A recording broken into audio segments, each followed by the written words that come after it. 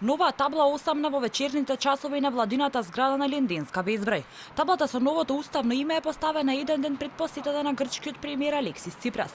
Прв грчки премиер кој доаѓа во официјална посета на државата од осамостојувањето.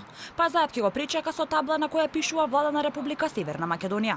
На таблата името на државата е напишано на 3 јазици, на македонски, на албански и на англиски. Таблата е поставена од десната страна од влезот на владата.